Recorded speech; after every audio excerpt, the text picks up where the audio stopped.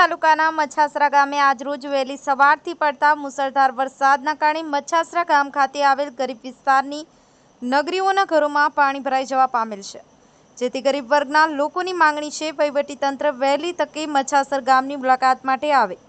Bureau report Karjan સંદેશ news Ramesh સત્યની સાથે।